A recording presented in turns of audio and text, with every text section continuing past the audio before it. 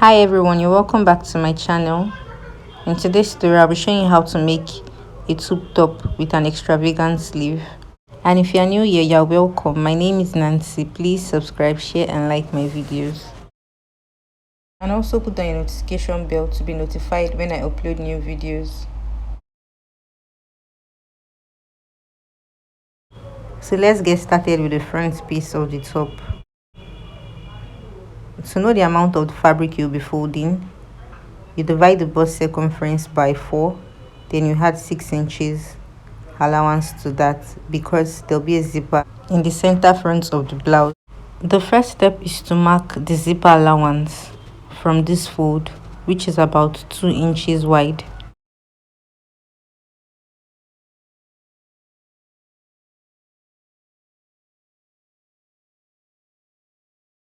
The next step is to mark the starting line, but since this is an off shoulder top, I'll place the tape on the starting line.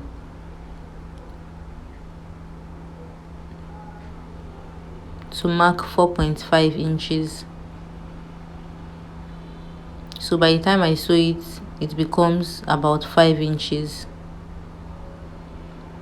So this line will be called the chest line. The next line is the bust line, and this is gotten by dividing the armhole into 2.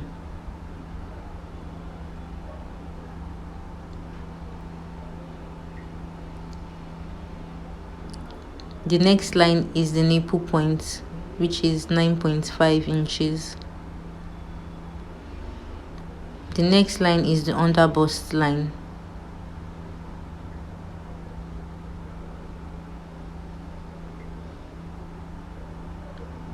And the next line is the waistline. If you want the blouse to be directly on your waist, you can stop on 15 inches, which is the waistline. Then you add the sewing allowance to the hem. But here, the client wants it longer to about 19 inches.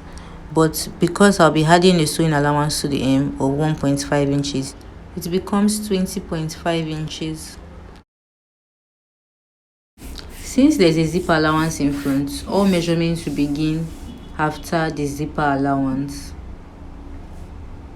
The next step is to mark the dart line starting from the zipper allowance. A bust span is 7 inches divided by 2 is 3.5 inches plus half inch sewing allowance, that is 4 inches. So I'll mark 4 inches on the full length line starting from the zipper allowance. I'll also mark 4 inches on the waistline and 4 inches on the under bust line, then 4 inches on the nipple points. Now I'll connect these 4 points together.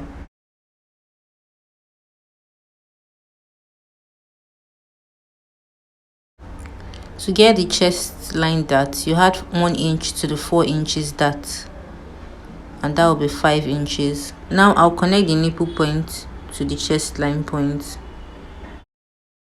The next step is to mark the bust dart, which depends on your body size. This blouse is for a small size person, so the dart spacing differs.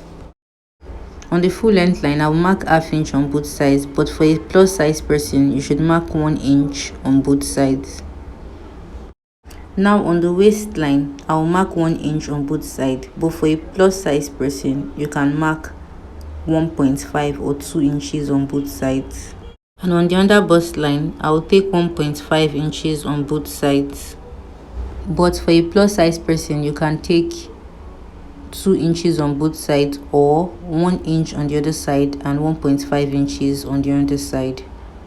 So why this that spacing differs is because a person with a bust 40 can have a wider back and smaller bust, and someone else with the same bust 40 can have a smaller back but a bigger bust. Situations like this, the person with a wider back, I usually use a small dart spacing compared to the person with a smaller back and a big bust. The next step is to mark 1 inch below the nipple point. Then you connect the point to the under bust. Now on the chest line dart, I'll mark 1 inch on both sides.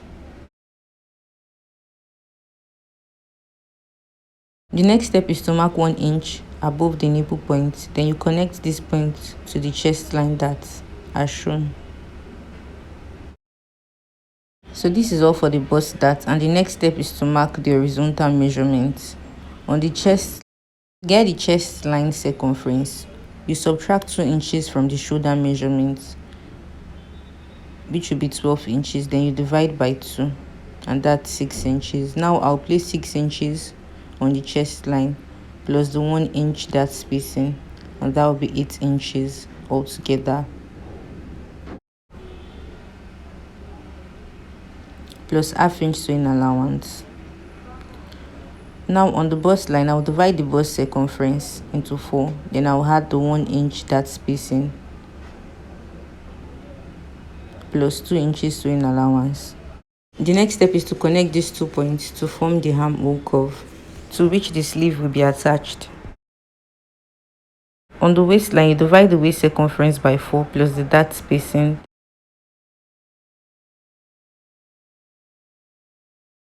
Then 2 inches sewing allowance to the side. For the full length line, which is below the waist, I'll call this the low waistline. So a lot of people make mistake by using the waist circumference measurements on this full length line. To avoid the tightness around the low waist, in order not to choke your clients, the best way to undo this is to add 2 inches to the actual waist circumference, which is 26 plus 2, that is 28 inches. So now the low waist circumference is 28 inches. I'll divide 28 inches by 4, and that will be 7 inches plus the dart spacing, then 2 inches sewing allowance to the side. The next step is to mark the neckline. The neckline for this crop top is a sweetheart shaped neckline. So if you want the sweetheart neckline to be very obvious, you can go down by 2.5 inches below the starting. But yeah, I marked 2 inches because I don't want the cleavage to be exposed at all. Now on the zipper allowance, I will extend this point in form of an horizontal line as shown. So this is all for the front piece of the top.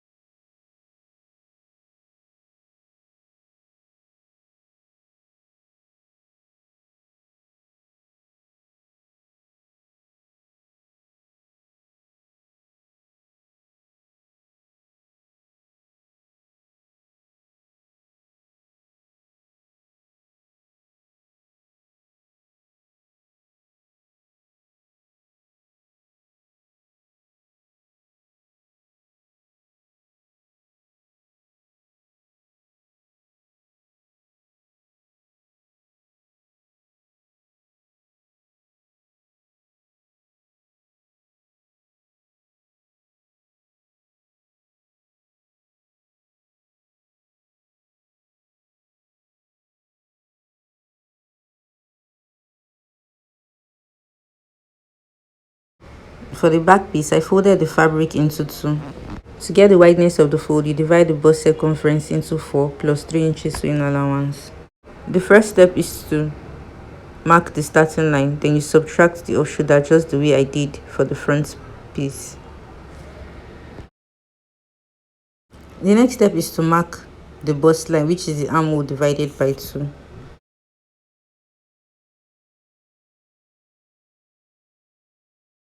The next line is the full length of the top, which is 19 inches plus 1.5 inches sewing allowance, and that is 20.5 inches.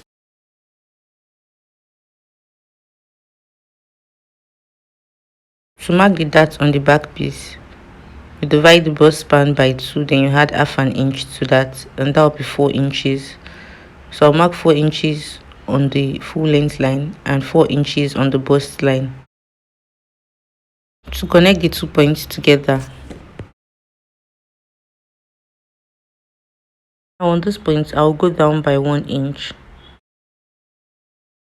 and on this point I'll mark half an inch on both sides.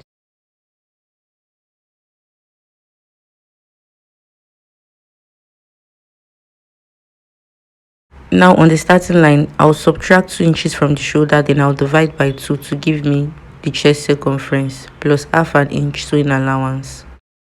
So on the bust line, I'll divide the bust circumference by 4 plus 2 inches sewing allowance at the side. The next step is to place my tape from the starting line to mark the waistline, which is 15 inches. On this line, I'll place the waist circumference divided by 4 plus the 1 inch that spacing plus 2 inches sewing allowance.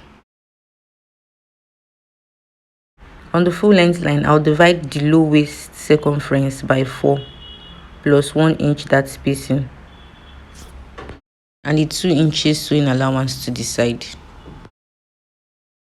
Obviously, you can see the shape of the back piece, and the reason I added 2 inches to the actual waist circumference to get the low waist is because the low waist should be wider than the round waist itself.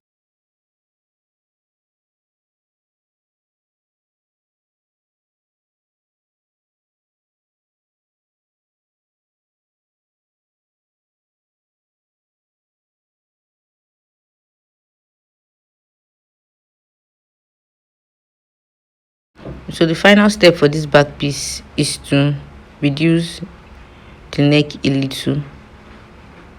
So here I'll mark 1.5 inches, then I'll connect this point to the edge of the armhole at the top.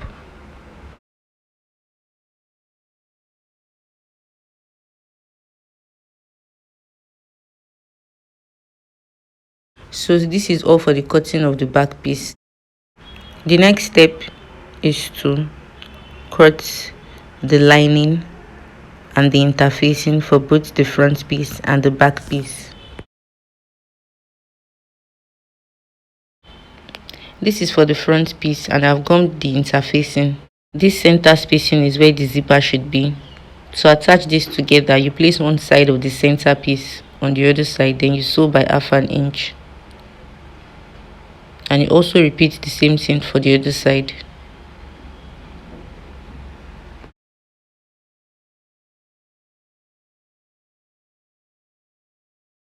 Now for the lining, I'll also repeat the same sewing process.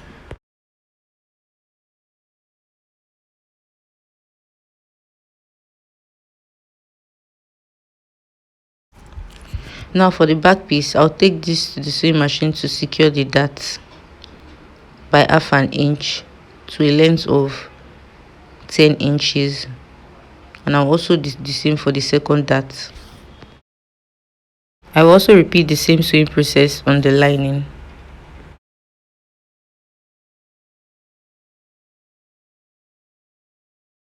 After attaching the main fabric together, it is always advisable to place the front piece on the back piece to be sure that there is no extra or excess fabric at the side or on the length.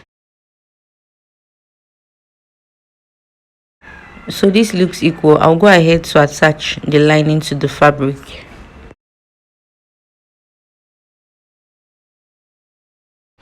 Now for the front piece, I'll place the lining on the main fabric.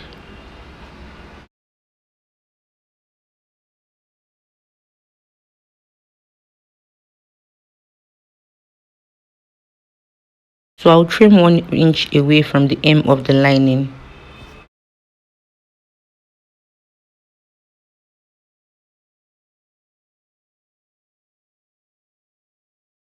The next step is to take the top to the sewing machine to secure the neckline by half an inch, then you top stitch the lining. After sewing the neckline, the next step is to make the hem of the lining and the hem of the main fabric equal. Then you take it to the sewing machine to secure the hem by half an inch.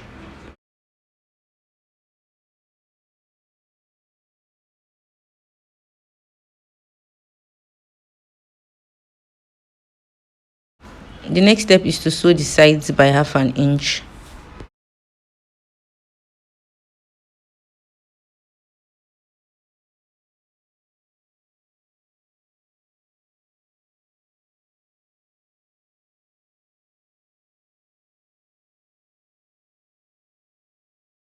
After sewing the sides, you should turn to the right side of the fabric.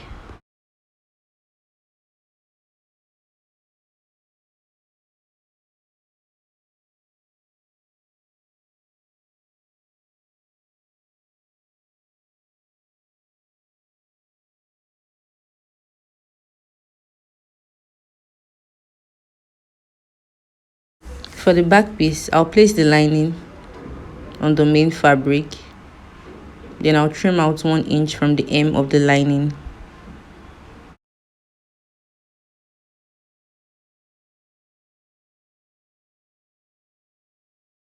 I'll take the back piece to the sewing machine to secure the neckline by 1/2 inch, and also top stitch the neckline for the lining.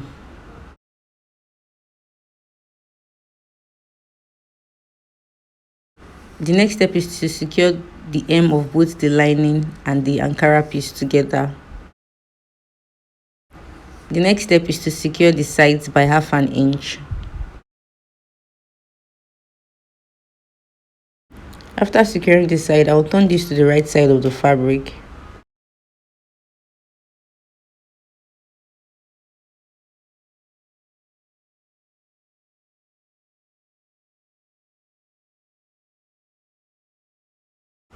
The next step is to fold the back piece into 2. Then you place one side of the front piece on it to mark the zipper allowance at the center of the front piece.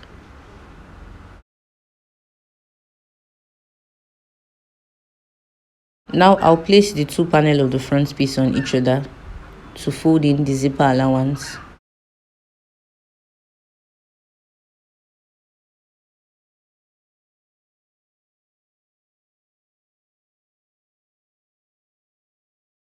Now this line I folded will guide me in attaching the zipper allowance. I'll place 1 tape of the zipper to attach it to one side of the front piece. The next step is to zip both tapes together.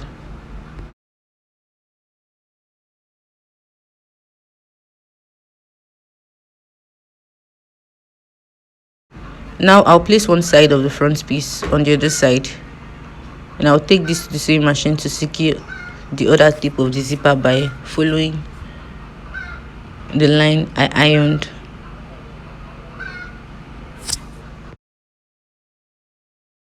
The next step is to place the bust circumference, the waist circumference, and the low waist circumference, the back piece. Now I'll place the back piece on the front piece, then I'll take to the sewing machine to sew the side.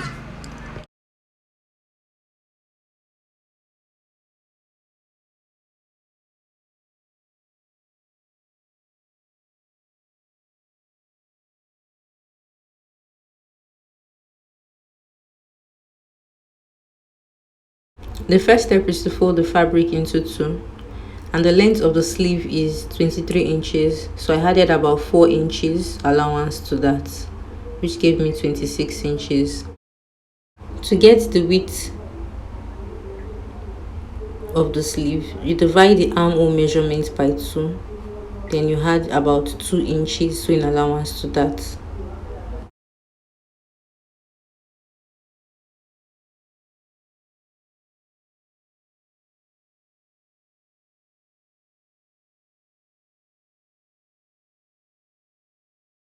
For the upper part of the sleeve, I'll mark 2 inches for the elastic casing, which will be at the upper part. Next step is to place the armhole of the top itself on the sleeve to trace out the armhole curve. Now I will extend this curve line to about 1.5 inches for the sewing allowance at the side.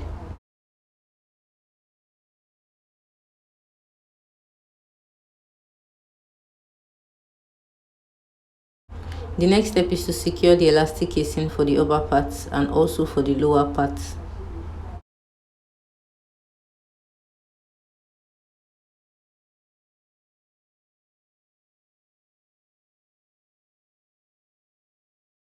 Next step is to insert the elastic into the elastic casing for both the upper part and the lower part.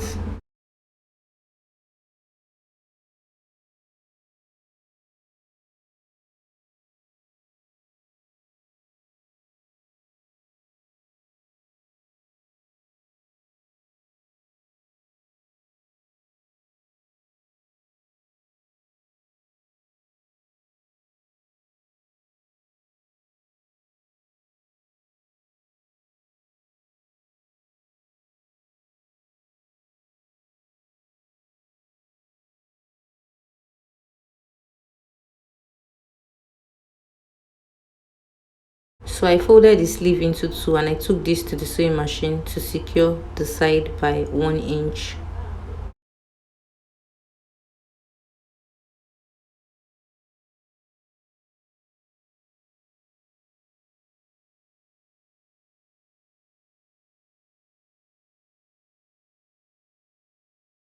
The final step is to attach the sleeve to the armhole of the top by 1/2 inch, and also repeat the same for the second sleeve.